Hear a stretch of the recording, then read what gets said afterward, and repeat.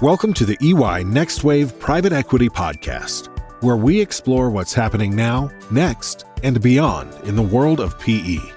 Digital, sector, talent, value creation, ESG. These topics are top of mind for executives across the global private equity ecosystem. Join us for the insights you need to reframe the future of private equity.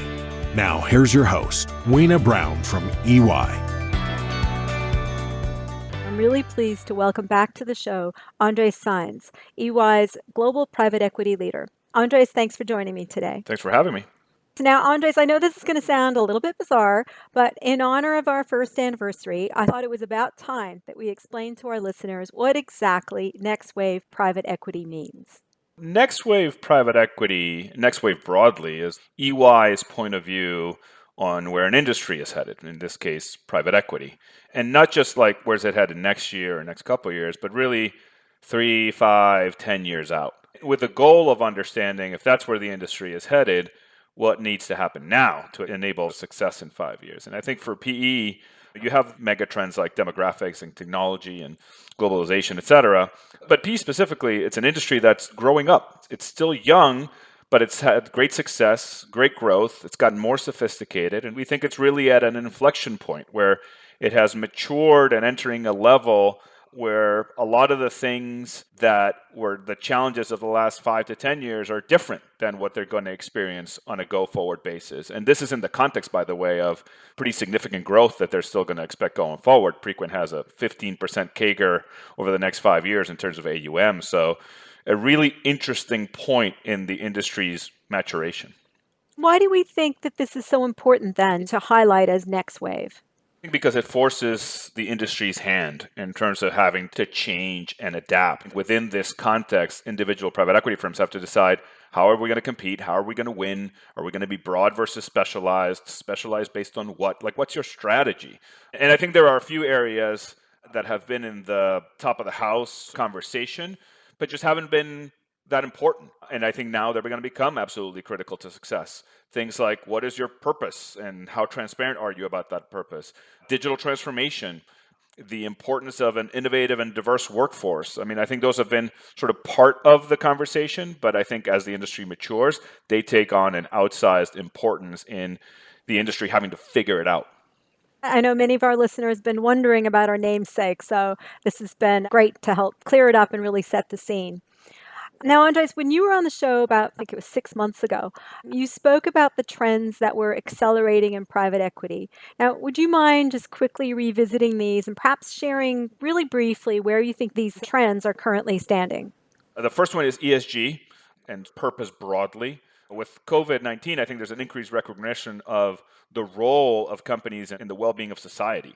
As PE has matured, the expectations on them as well have increased. And in general, PE has lagged larger corporations in this department. And so really, really important for them now. Secondly, related to some degree, but separately, talent. Again, if you look at COVID, the emphasis on workforce well-being, the issues around income inequality, related issues around D&I, and some of the events of last year around Black Lives Matter, et cetera, there's this increased focus on the talent agenda, from the leaders to all the way down to the full workforce in terms of recruiting and training and engagement at the PE firm, at the portfolio level. It's become critically important in a way that maybe it wasn't as much in years past. And then the third one is digital. Go back to the year that we've had, COVID, not only the continued tech advances and the role of digital, but how you manage the fund, how you manage your workforce, how you think about origination and diligence in the portfolio. All these things are getting accelerated. For today's podcast, though, I was thinking we can pivot our conversation to focus on two perhaps more aspirational topics. So long-term value and its impact on shaping the sector. And secondly, when we call the art of possible. So let's start with long-term value. Perhaps you can outline some of the basics. What's driving the shift for PE to focus on long-term value? You're getting incentives and pressure from a lot of different places. First and foremost, the investors, the LPs, they're absolutely demanding that the private equity firms track and communicate what they're doing from a long-term value perspective. So again, from the not only financial, but the customer set broadly and the societal value that they're adding. So that's obviously a critically important one. But then you have other stakeholders, regulators. When you think about entrepreneurs and the importance of origination, when you think about recruiting and the importance of talent and people wanting to be associated with companies that are creating long-term value. It's as much, I think, about the industry's ability to operate as it is about finding a way to compete and thrive by being able to articulate what you're doing as a private equity firm and why that matters and why you should be connected to all these stakeholders. And philosophically, it's really a shift from the historical view of we contribute to society because we are successful and then we give back to society, really to a much more holistic and integrated philosophy that says we are successful because we create shared value with society. It's easy to say and we can comprehend it, but I think to actually embed this type of a long-term value strategy in organizations is tricky. And I guess to make it trickier, whether you're a corporate or PE, there's no one size fits all. And everyone is grappling with how to implement it, and everyone's at different levels of maturity in their implementation. Having said that, based on what you're seeing in the marketplace, can you walk us through some of the typical stages that we're seeing companies live through in their journey to long-term value? If you start at the bare minimum, it's compliance to some degree, staying within the bounds of the law. And in the next stage is sort of risk management more broadly, managing not only legal risks, but broadly other risks, financial and non-financial. The spectrum starts to turn on the next stage where it's more opportunity seeking. And you say, well, are there opportunities for value creation related to long-term value and value creation that's beyond sort of the financial one? And then you move from that into impact focus. You certainly have a lot of funds out there that have impact specific funds, or they may have certain investments that have that orientation.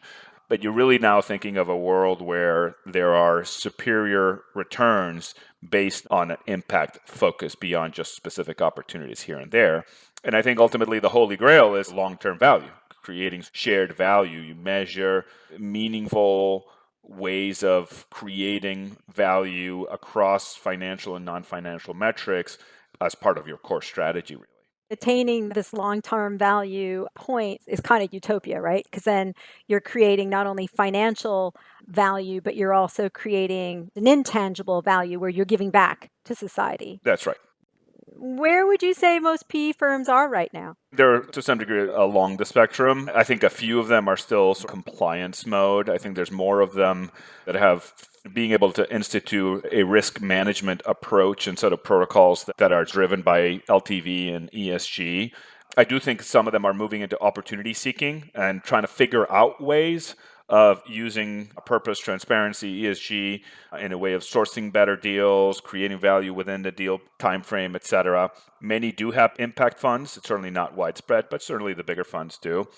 I don't think anyone is at the long-term value level where it's part and parcel with its core strategy. But I have seen, and really over the last year, leaders at the top firms asking themselves the question, how are we going to incorporate this? How are we migrating in this direction? I think it'll take some time, but it's been interesting to see them wrestle with the question. What makes it even harder is that there is, as we said, there's no magic long-term value formula that needs to be followed. And everyone's evolving and thinking about how it applies to them and the values that they want to embed in their business differently. In fact, you and I have been involved in a number of discussions recently with our private equity clients around D&I, around sustainability, and how they think about these questions and how they bring them to life within their own organizations. I see that as the building blocks of their broader long-term value agenda or strategy.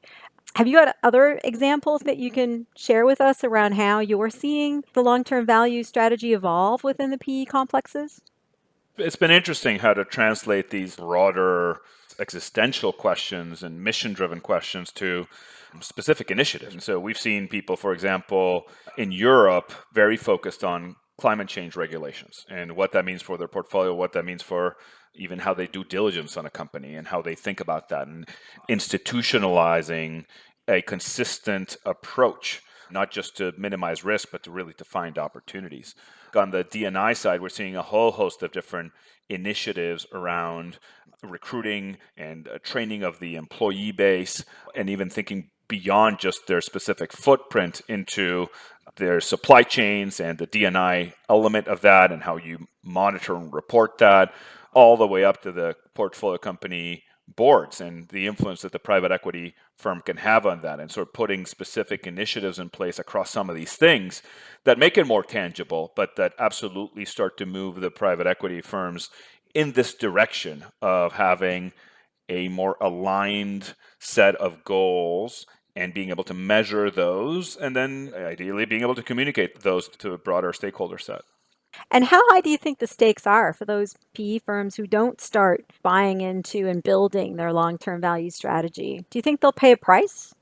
Yes, I think it's non-optional, and I think they recognize it on a couple of different angles. One is the more on its face scary version of it, which is regulatory scrutiny that in some way threatens PE's license to operate.